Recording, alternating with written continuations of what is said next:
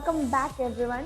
This is Repeating Commerce Classes and this is the very fresh and first chapter of macroeconomics, that is introduction of macroeconomics. In this video we cover few topics. Let's see first introduction of macroeconomics, types of goods, and last but not the least investment and their types and their concept too. But before starting the video, let's say once the slogan of Repeating Commerce Classes, guys, and the slogan is commerce is just not only a subject, guys, it is a passion, and repeating way is the best way to achieve your passion.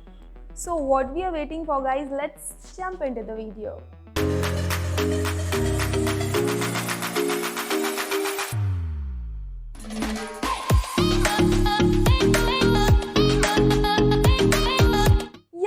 What is microeconomics? Microeconomics तो हम लोगों ने पढ़ लिया था. इस video में हमें पढ़ना है व्हाट इज मैक्रो इकोनॉमिक्स. मैं तो बस चेक कर रही थी आपका ध्यान यहाँ है या नहीं. तो मैक्रो इकोनॉमिक्स किसे कहते हैं? वेट अ सेकेंड एंड थोड़ा सा सोचो. मैक्रो प्लस इकोनॉमिक्स, मैक्रो का मतलब क्या होता है? मैक्रो एक ग्रीक वर्ड है और अकॉर्डिंग टू ग्रीक उसका मीनिंग होता है लार्ज. मैक्रो का मतलब क्या हो गया? लार्ज. एंड इकोनॉमिक्स का मतलब क्या होता है? इकोनॉमिक्स का मतलब होता है management for maximising profit, maximising social welfare and maximising satisfaction with limited income. ठीक है, समझ में नहीं आया? इसे नोट डाउन करो. मैक्रो, मैक्रो एक ग्रीक वर्ड है जिसका मतलब होता है लार्ज. क्या होता है? लार्ज. एंड इकोनॉमिक्स का मतलब होता है मैनेजमेंट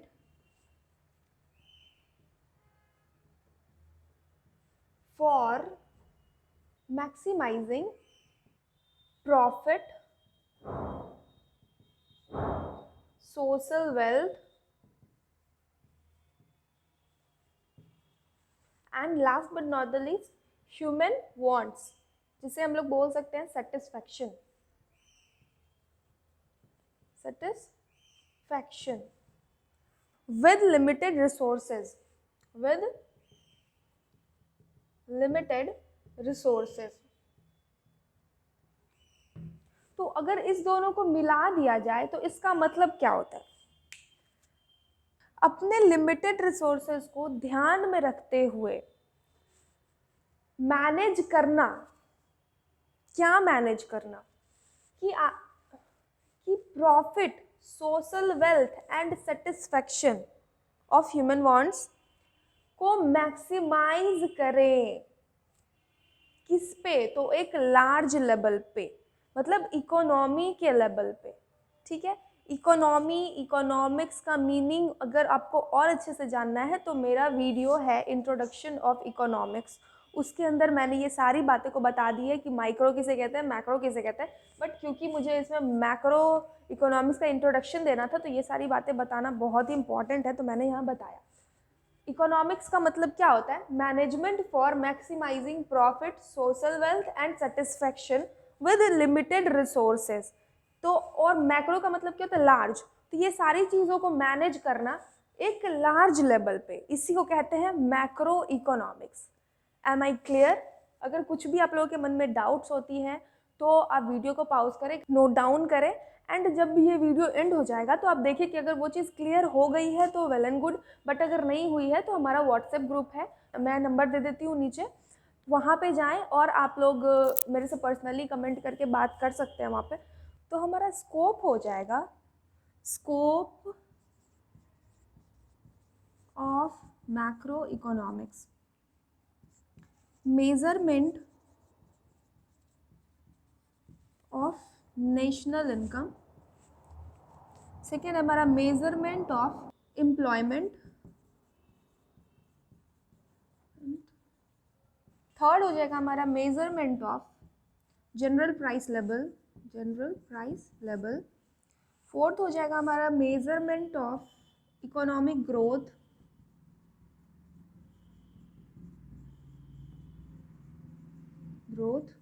फिफ्थ हो जाएगा हमारा मेजरमेंट ऑफ मनी. सिक्स्थ हो जाएगा हमारा measurement of international trade, international trade. इन सारे स्कोपों को हम लोग चैप्टर वाइज कवर करेंगे, जिसमें मैंने फर्स्ट चैप्टर बताना अभी स्टार्ट भी कर दिया है, इंट्रोडक्शन ऑफ मैक्रो इकोनॉमिक्स मैंने बताया। इसी के अंदर मैं बता दूंगी आपको basic of macro economics, basic concept of macro economics के अंदर क्या क्या आता है। उसके अंदर आता है आपको types of goods, investment and उनसे रिलेटेड चीज़। उसके बाद फिर हम लोग इसके स्कोप में जाएंगे, तो स्कोप में हम लोग पढ़ेंगे measurement of national income, measurement of employment, measurement of general price level, measurement of economic growth, measurement of money, measurement of international trade. ये भी हमारा क्लियर हो गया। चलिए तो आप देख लेते हैं types of goods. Type of goods में सबसे पहले आ जाएगा हमारा फाइनल गुड्स एंड सेकेंड आ जाएगा हमारा इंटरमीडिएट गुड्स। फाइनल गुड्स किसे कहते हैं? Final goods are those goods which have crossed the boundary line of production and ready for their final users. वैसा गुड जो फाइनल यूजर्स को यूज करने के लिए रेडी है। अब देखिए फाइनल गुड्स के दो टाइप होते हैं, एक होता है कंज्यूमर गुड्स और एक होता है प्रोड्यूसर गुड्स। ठीक है, ये कॉन्सेप्ट कहाँ से आया? तो फाइनल गुड्स जो हमारे होते हैं वो वैसे गुड्स होते हैं जो कि रेडी होते हैं फाइनल यूजर्स के लिए। ठीक है, मतलब फाइनल यूजर उसको डायरेक्ट यूज कर सकते हैं। तो फाइनल यूजर लाइक अगर मैं एग्जांपल ले रही हूँ, एक चॉकलेट है, ठीक है, चॉकलेट अगर मैं परचेज कर रही हूँ तो या तो उसे खाने के लिए परचेज करूंगी या फिर उसे बेचने के लिए परचेज करूंगी। तो अगर मैं उसे कंज्यूम कर रही हूँ खुद को सेल्फ सेटिस्फेक्शन देने के लिए, तो वैसा गुड्स हो जाएगा यहाँ पे consumer goods, those goods which are ready for use by their final users. ठीक है, and consumers are their final users. वैसा गुड्स जो कि फाइनल यूजर को यूज करने के लिए तो रेडी है, बट उसके फाइनल यूजर होंगे कौन? कंज्यूमर होंगे। अगर मैं उसी चॉकलेट को लाइक पेस्ट्रीज में यूज़ करूंगी या फिर डोनट्स बनाने में यूज़ करूंगी या फिर केक में यूज़ करूंगी रीसेल करने के लिए, तो वैसा गुड्स यहाँ पे किस में आ जाएगा? Producers goods. मतलब वही चॉकलेट एक नॉर्मल आदमी खुद को कंज्यूम करने के लिए भी खरीदा, लेकिन वही चॉकलेट रीसेल करने के लिए भी खरीदा गया, या फिर उसे बेकरी में केक बना के बेच, या फिर नॉर्मल एज अ रिटेलर दुकान पे वो बिके। तो फाइनल गुड्स जो है वो दो पार्ट में डिवाइड किए गए हैं। एक तो हो गया कंज्यूमर गुड्स, मतलब जिसको फाइनल यूजर यूज करे, लेकिन उसके फाइनल यूजर होंगे कौन? तो कंज्यूमर, जो कि खुद के वांट्स को सेटिस्फाई करने के लिए वो चीज़ को यूज कर रहे हैं। और दूसरा हो गया प्रोड्यूसर्स गुड्स, मतलब वैसा गुड्स जिसे फाइनल यूज करने के लिए तो रेडी है, लेकिन उनके फाइनल यूजर्स कौन हुए? तो उनके फाइनल यूजर हुए प्रोड्यूसर्स। अब वही फाइनल गुड्स प्रोड्यूसर के लिए रॉ मटेरियल बन गया। अगर चॉकलेट एक बेकर खरीदता है, ठीक है, बेकरी में बेक करके केक के ऊपर डालने के लिए, तो वो बेकर के लिए वो चॉकलेट क्या हो गया? Raw material. तो वैसा गुड्स जो कि एज अ रॉ मटेरियल कोई खरीद रहा है, उसको वापस से रीसेल करने के लिए, मतलब अगर मैं चॉकलेट खरीदी हूँ एज अ बेकर मैन, ठीक है, मैं एक बेकरी चलाती हूँ, मैं चॉकलेट खरीदी वापस से केक बना के उसको बेचने के लिए, तो यहाँ पे क्या हो गया? चॉकलेट मेरा रॉ मटेरियल हो गया, मेरे लिए वो रॉ मटेरियल हो गया।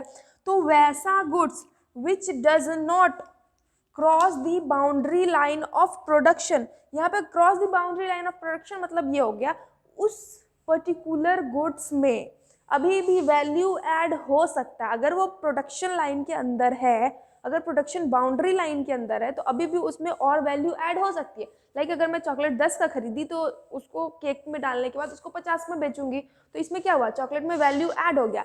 लेकिन फाइनल गुड्स में क्या होता है? वैल्यू एडेड नहीं होता है, इसीलिए प्रोडक्शन बाउंड्री लाइन के बाहर उसको काउंट किया गया। लेकिन इंटरमीडिएट गुड्स को क्या किया गया है? प्रोडक्शन बाउंड्री लाइन के अंदर काउंट किया गया। इसीलिए यहाँ पे बोला गया है those goods which are purchased by the other firm for either resale और for use as raw material. मैंने भी बताया ना चॉकलेट का एग्जांपल, कि चॉकलेट वही चॉकलेट क्या हो गया? वो जो बेकर मैन जो बेकरी चला रहा था, वो चॉकलेट वो जो खरीदा, तो क्या हुआ? वो केक के ऊपर डेकोरेट करने के लिए किया, तो वो चॉकलेट उसके लिए क्या हो गया? रॉ मटेरियल हो गया। तो इसीलिए बोला जाता है कि इंटरमीडिएट गुड्स जो होते हैं वो बाउंड्री, मतलब प्रोडक्शन और बाउंड्री लाइन के अंदर आते हैं, क्योंकि उसमें और भी ज़्यादा वैल्यू ऐड हो सकता है। लेकिन फाइनल गुड्स जो होते हैं वो क्या होते हैं? प्रोडक्शन बाउंड्री लाइन के बाहर होते हैं, उसमें हम और ज़्यादा वैल्यू ऐड नहीं कर सकते हैं, ऑलरेडी उसमें वैल्यू एडेड हो चुका होता है। ठीक है, अगर कोई आपसे पूछता है कि क्या कंज्यूमर गुड्स इंटरमीडिएट गुड्स बन सकते हैं, तो कभी भी नहीं, बिल्कुल भी नहीं, क्योंकि कंज्यूमर गुड्स का मतलब क्या हो गया, वैसा गुड्स जो कि डायरेक्ट कंज्यूमर कंज्यूम करने के लिए खरीद रहा है, ठीक है, वैसे गुड्स को हम बोलते हैं कंज्यूमर गुड्स। तो कभी भी उसमें और ज़्यादा वैल्यू ऐड ही नहीं हो सकता, तो कभी वो इंटरमीडिएट गुड्स बन ही नहीं सकते हैं। एंड सेकेंड है हमारा प्रोड्यूसर गुड्स। क्या कभी प्रोड्यूसर गुड्स इंटरमीडिएट गुड्स बन सकते हैं?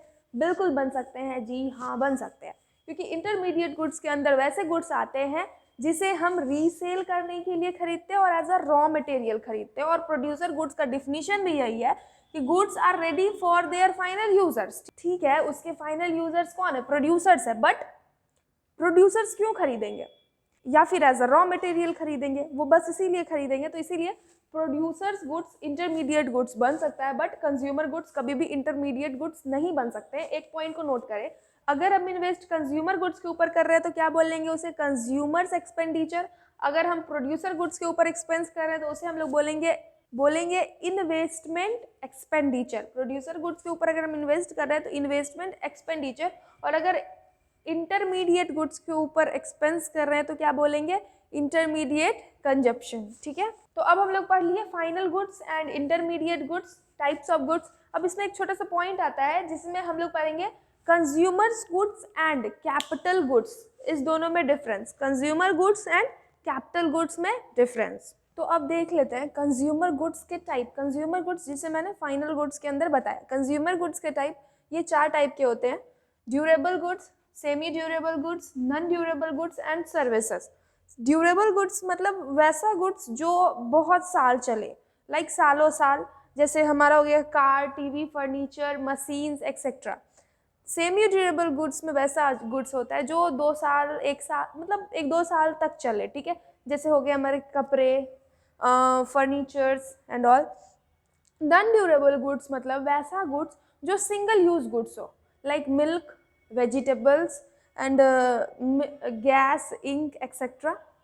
सर्विस मतलब वैसा गुड्स जो कि नॉन मटेरियल है और वो डायरेक्ट ह्यूमन वांट्स को सेटिस्फाई करने के लिए यूज़ होता है, जैसे डॉक्टर की सर्विसेज, लॉयर की सर्विसेज, डोमेस्टिक सर्वेंट मतलब हमारे घर में जो नौकर होते हैं उनकी सर्विसेज।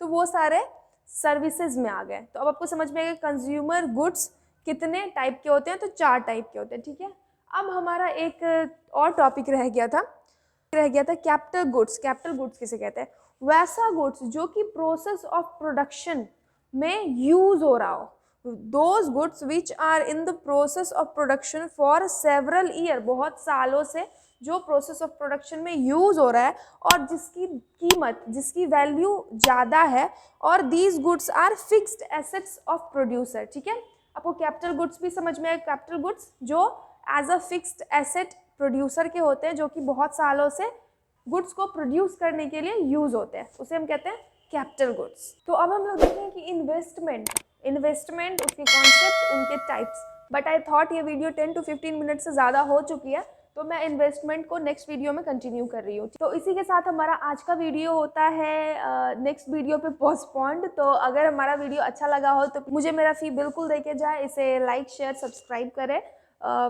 और क्या, मिलते हैं नेक्स्ट वीडियो में।